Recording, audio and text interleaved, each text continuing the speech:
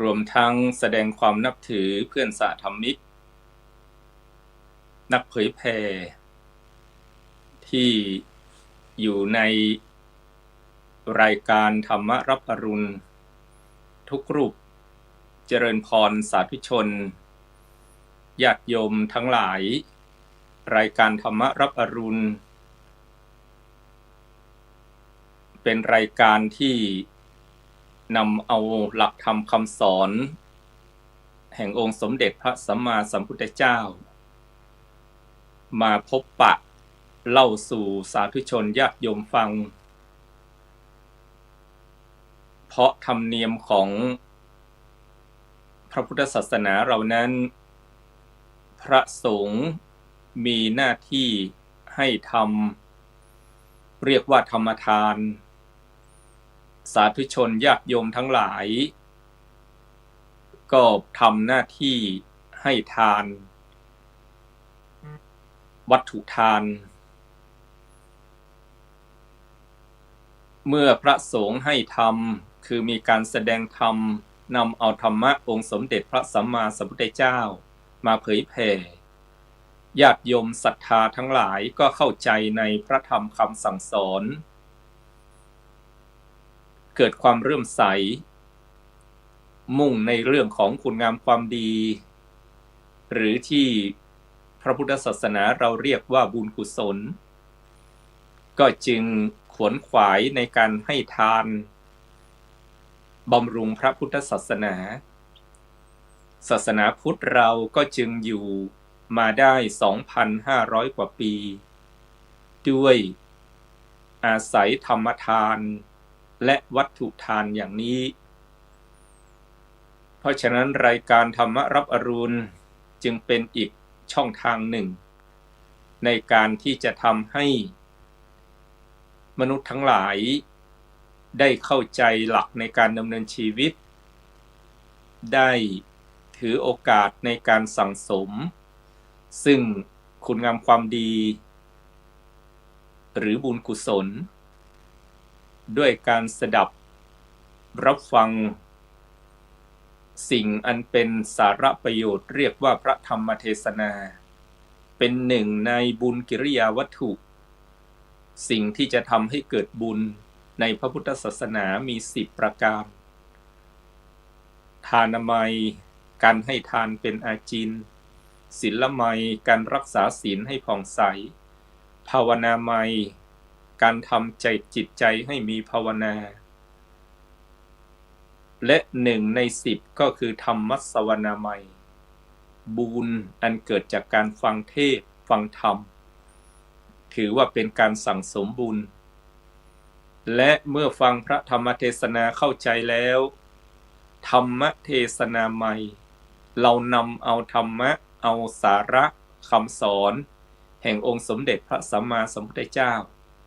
หรือศาสนาใดๆก็แล้วแต่ที่เป็นประโยชน์คำสอนดีๆไปเผยแผ่ไปบอกลูกบอกหลานไปบอกผู้อื่นให้เข้าใจรู้ตามนั่นก็เป็นบุญอย่างหนึ่งเรียกว่าธรรมเทศนาใหม่ก็เป็นอันว่าทั้งตัวผู้พูดก็ได้บุญเรียกว่าธรรมเทศนาใหม่บุญอันเกิดจากการให้ความรู้ดีๆให้สิ่งที่เป็นประโยชน์ต่อคนอื่นผู้ฟังเองไม่ว่าจะอยู่ที่ไหนก็ตามเปิดฟังในช่องทางใดก็ตาม Facebook YouTube ในช่องทางไหนๆก็ตามเราฟังด้วยความเคารพด้วยความตั้งใจบุญก็เกิดขึ้นเรียกว่าธรรมสวนามัยเดือนนี้เดือนมกราคมเริ่มเข้าปีใหม่ 2569 เราท่านทั้งหลายก็ดำเนินชีวิตมาได้ครึ่งเดือนมกราคมนี้ในเมืองไทยเรานอกจากมีเทศกาลส่งท้ายปีเก่าต้อนรับปีใหม่ก็มีวันสำคัญที่เป็นเสมือนหมุดหมายให้ คนสองคนได้ตระหนักรู้ในหน้าที่ของตนเองวันที่10เดือนมกราคมเป็นวันเสาร์ที่1วันเสาร์ที่2ของปีของเดือนมกราคมประเทศไทยก็กำหนดให้เป็นวันเด็กแห่งชาติแล้ววันที่16วันพฤหัสบดีวันศุกร์ที่16ก็กำหนดให้เป็นวันครูเพื่อให้คนสองคนคือนักเรียนที่เป็นเยาวชนเด็กๆทั้งหลายได้ตระหนักรู้ในหน้าที่ของตนเองทั้งหน้าที่ของลูกหน้าที่ของลูกศิษย์หน้าที่ของเยาวชนครูบาอาจารย์ท่านบอกว่าคนดีนั้นต้องเป็นคนดีของพ่อแม่ในครอบครัวเป็นคนดีของครูบาอาจารย์ในโรงเรียนเป็นเพื่อนที่ดีของเพื่อนในสังคมเป็นสมาชิกที่ดีของมนุษย์ทั้งหลายและเป็นศาสนิกที่ดีของศาสนาของตนอย่างน้อยก็ให้ดีอย่างนี้ดีต่อพ่อแม่ในครอบครัวเป็นคนดีของครูบาอาจารย์ในโรงเรียนเป็นเพื่อนที่ดีของเพื่อนเป็นสมาชิกที่ดีของสังคมเป็นคนที่ดีของประเทศชาติและเป็นศาสนิกที่ดีของพระศาสนาในเมืองไทยจึงกำหนดให้มีวันเด็กแห่งชาติก็ถือเอาวันที่2วันเสาร์ที่2ของเดือนมกราคมของปีก็จะมีกิจกรรมส่งเสริมให้เด็กทั้งหลายนั้นกล้าแสดงออกทุกโรงเรียนก็จะตระหนักรู้อย่างนี้ส่งเสริมเยาวชนให้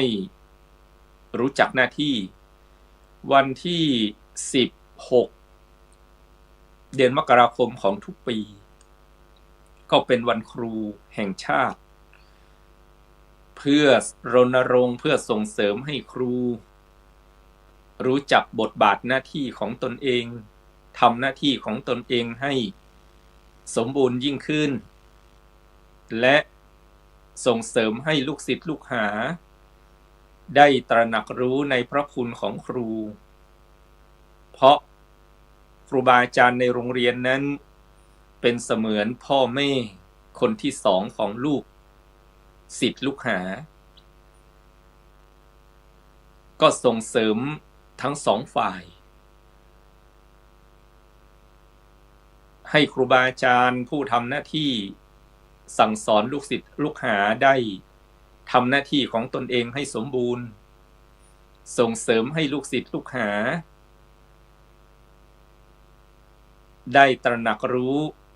สำนึกในบุญคุณของครูบาอาจารย์ของตน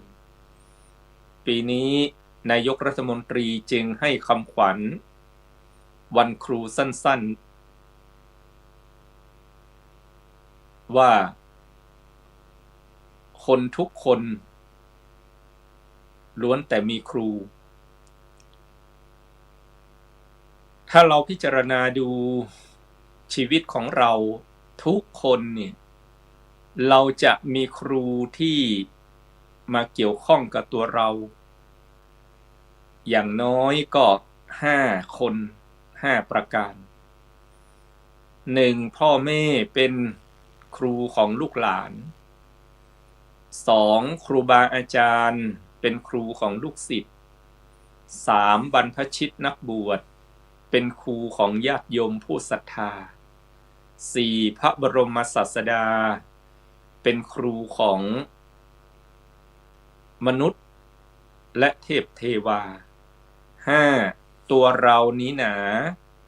เป็นครูผู้ประเสริฐของตนเองคนทุกคนล้วนแต่มีครูคนทุกคนล้วนแต่เป็นครู เราสอนเขาเขาสอนเราเรา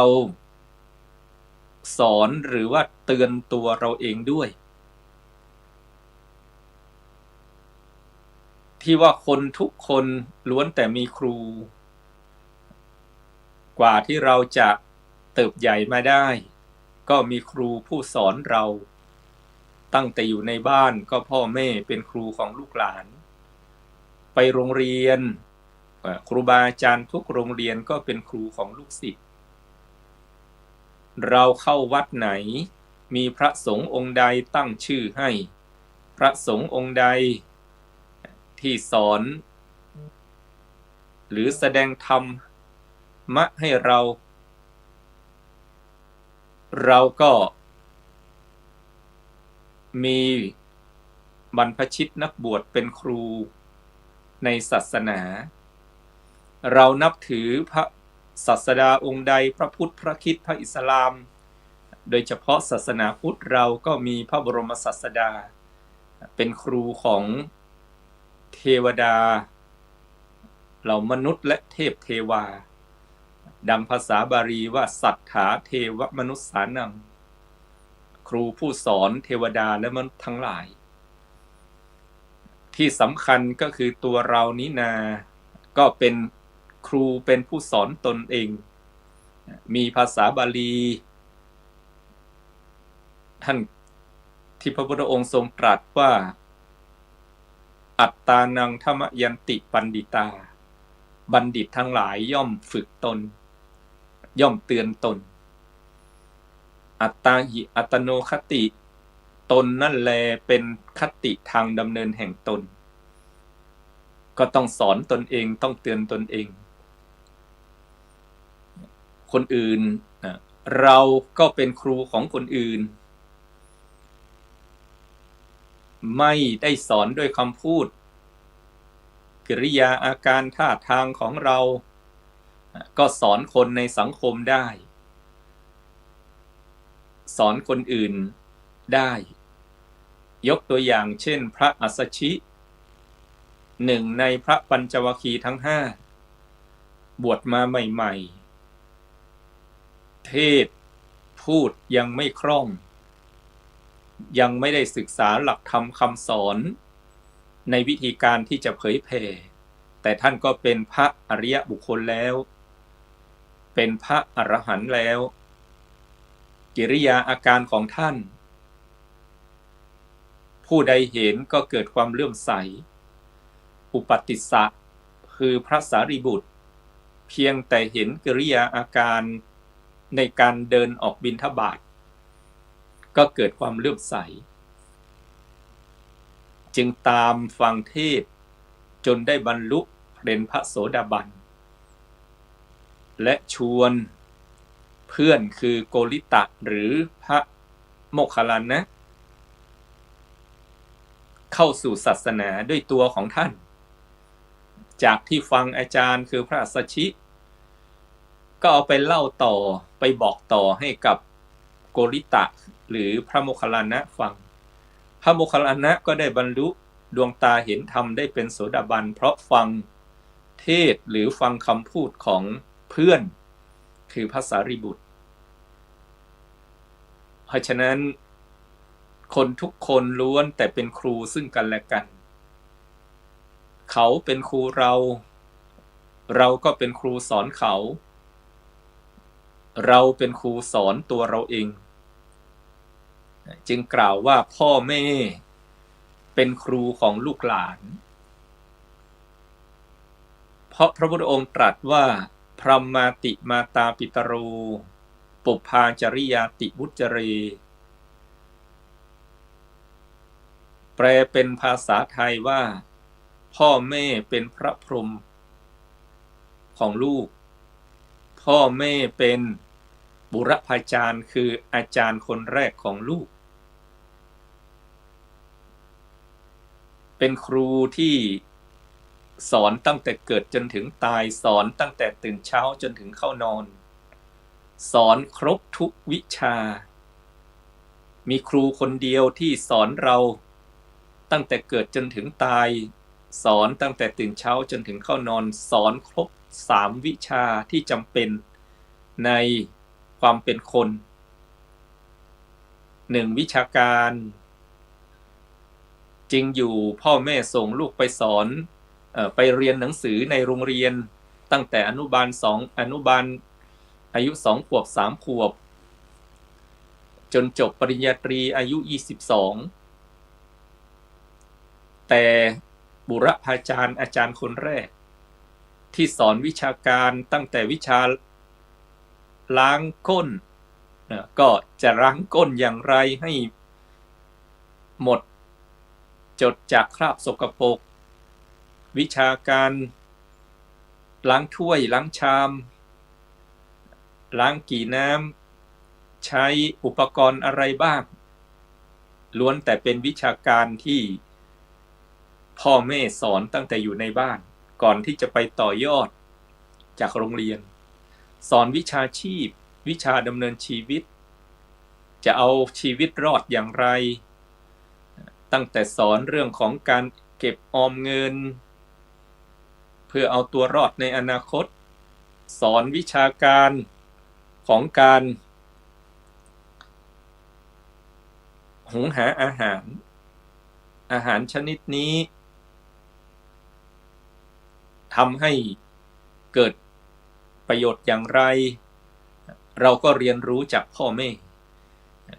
บุรพาจารย์ครูคนแรกของมนุษย์ทุกคนก็คือบิดามารดาพ่อแม่ของเราเองสอนวิชาดำเนินชีวิตอยู่อย่างไรจึงจะให้เขารักอยู่อย่างไรจึงจะมีความสุขล้วนแต่เริ่มต้นจากครูคนแรกก็คือพ่อแม่เป็นครูของลูกหลานสอนวิชาการสอนวิชาชีพสอนวิชาดำเนินชีวิตผมเองอาตมาภาพเองก็ได้คุยกับลูกศิษย์ลูกหาอยู่ตลอดว่าโรงเรียนที่ดีที่สุดคือบ้านครูบาอาจารย์ที่ดีที่สุดก็คือพ่อแม่เพราะพ่อแม่นั้นสอนตั้งแต่เกิดจนถึงตายสอนตั้งแต่ตื่นเช้าจนถึงเข้านอนสอนด้วยจิตใจที่อยากให้ลูกเป็นคนดีหน้าที่ของพ่อแม่5 ข้อที่พระองค์ทรงตรัสไว้ในหลายๆข้อก็เป็นเรื่องของครูที่จะต้องดูแลชีวิตของลูก 1. ห้ามปรามจากความชั่ว 2. แนะนำให้ทำความดีคือสอนให้ทำความดี 3. ให้ศึกษาศิลปะวิทยาก็คือส่งต่อให้ลูกไปเรียนกับคนอื่นแนะนำให้ลูกไปเรียนหนังสือ 4. หาคู่ครองที่เหมาะที่ควรให้ก็เป็นครูแนะแนววิชาดำเนินชีวิตให้ลูก 5. มอบทรัพย์มรดกให้ในโอกาสอันควรหน้าที่ของพ่อของแม่หนีไม่พ้นในเรื่องของการสอนการแนะนำให้ลูกนั้นอยู่ดีมีสุขโรงเรียนที่ดีที่สุดก็คือบ้านทำบ้านให้เป็นโรงเรียนอาจารย์ที่ดีที่สุดก็คือพ่อแม่ลูกทั้งหลายก็ต้องทำหน้าที่ของความเป็นลูก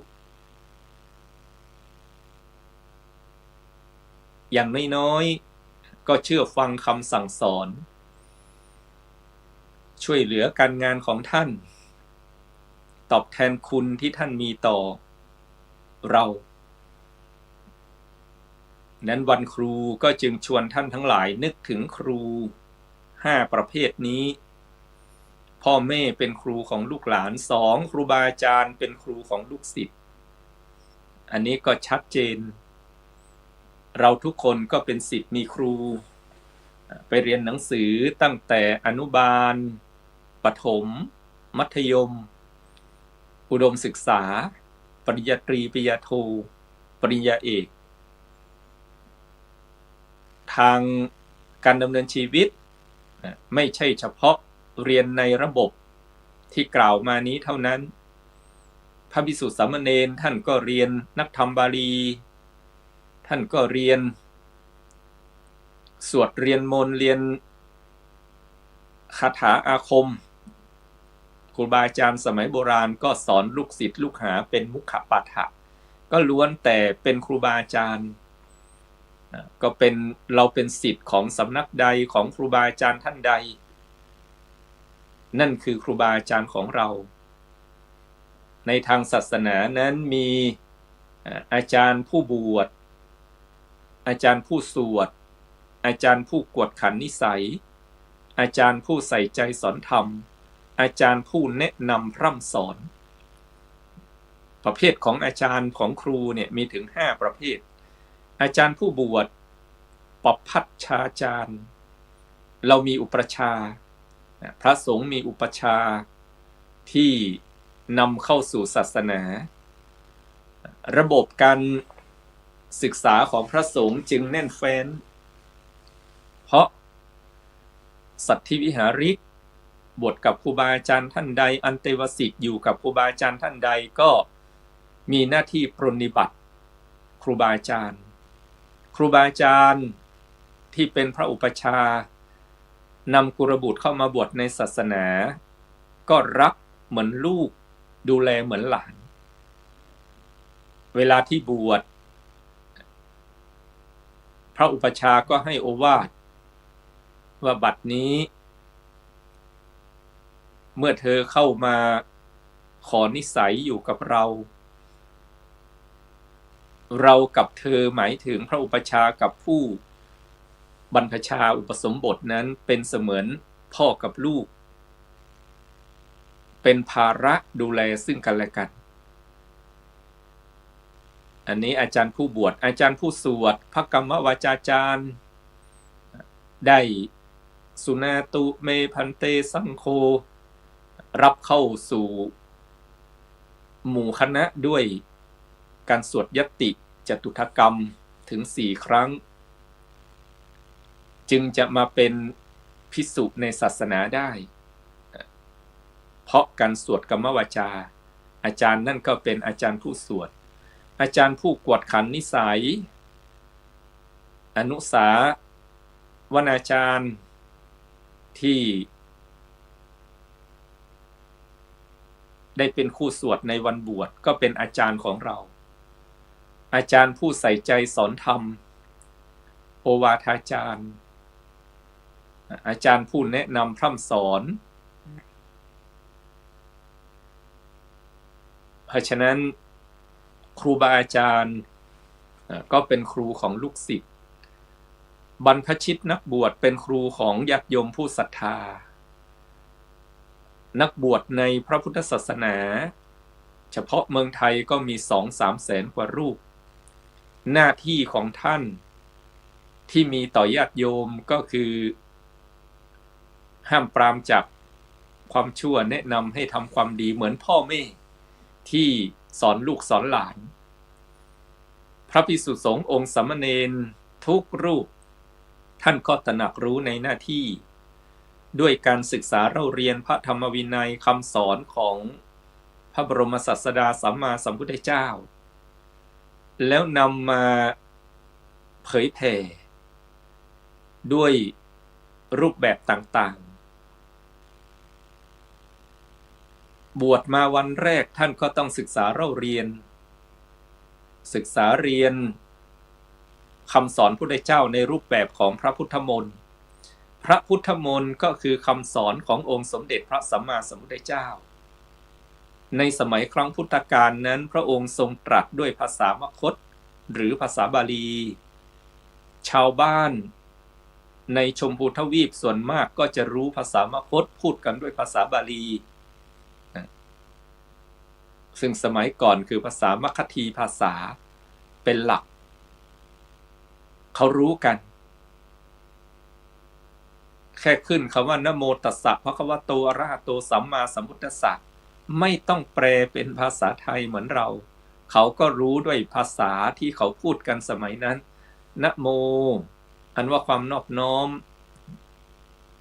จงมีแด่พระพุทธเจ้าพระองค์นั้นผู้ตรัสรู้ชอบได้ด้วยพระองค์เองเขาก็เข้าใจไม่ต้องมาแปลเหมือนเราสมัยนี้แต่เรานั้นใช้ภาษาไทยไม่เข้าใจในภาษาบาลีพระสงฆ์สามเณรก็ศึกษาด้วยการท่องจำมุขปาฐะจากครูบาอาจารย์แล้วก็นำมาเผยแผ่มาแปลให้ญาติโยมเข้าใจในหลักธรรมคำสอนเรานับถือครูบาอาจารย์วัดไหนครูบาอาจารย์พระสงฆ์สามเณรเหล่านั้นเนี่ยเป็นครูของญาติโยมผู้ศรัทธาพระบรมศาสดาเป็นสัทธาเทวมนุษย์สานังเป็นครูของมนุษย์และเหล่าเทพเทวาเพราะว่าศาสดาแปลว่าผู้สอนมาจากคำว่าสัทธาเนี่ยครูผู้สอนแต่พระบรมศาสดานั้นไม่ได้สอนมนุษย์เท่านั้นสอนเหล่าเทพเทวาด้วยมีปรากฏในพระสูตรหลายสูตรที่เราคุ้นเคยกันก็คือที่พระสงฆ์เจริญพระพุทธมนต์ทุกครั้งจะต้องสวดมนต์บทนี้ก็คือมงคลสูตร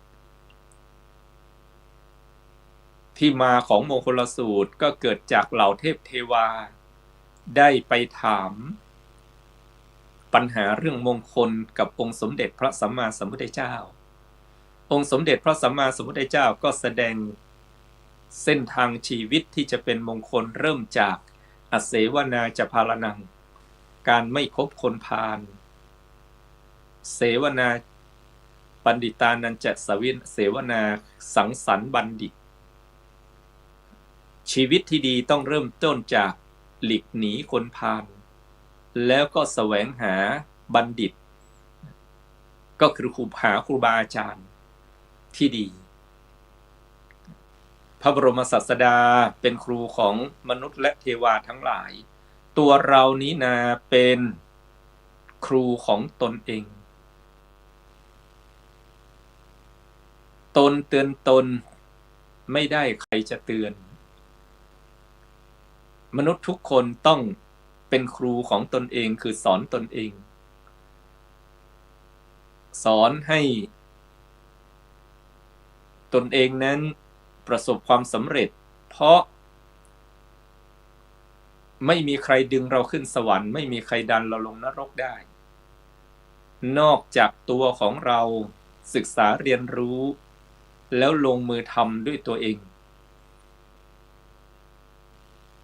เมื่อวานนี้เป็นวันครูแห่งชาติจึงนำเอาสาระเกี่ยวกับคำว่าครูมาเล่าสู่สาธุชนญาติโยมได้สดับรับฟังเป็นการเตือน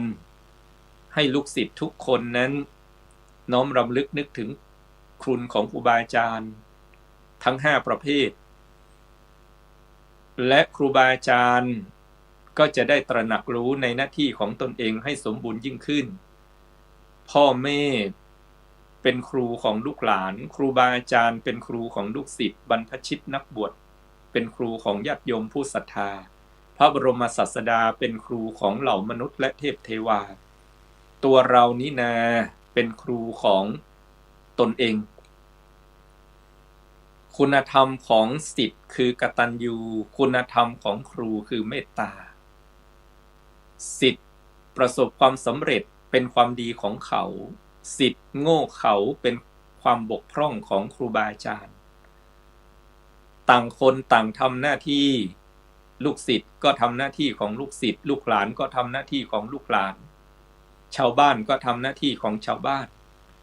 ครูบาอาจารย์พ่อแม่ก็ทำหน้าที่ของพ่อแม่สอนลูกตนเองครูบาอาจารย์ในโรงเรียนในมหาวิทยาลัยก็สอนลูกศิษย์ของตนเองบรรพชิตนักบวชก็สอนศรัทธาชาวบ้านส่วนพระบรมศาสดาท่านทรงวางแบบแผนการดำเนินชีวิตสูงสุดคือบรรลุนิพพานไม่ต้องมาเวียนว่ายตายเกิดเป็นหลักเป็นแนวไว้อยู่ที่ตัวเราต้องนำเอามาเป็น แนวทางในการดำเนินชีวิตสอนตนเองขออำนวยอวยพรสาธุชนญาติโยมทั้งหลายให้มีแต่ความสุขความเจริญด้วยอายุวรรณะสุขภระปฏิภาณทนสารธรรมสารสมบัติสุขพิพัฒนมงคลด้วยกันทุกคนทุกท่านเทอญ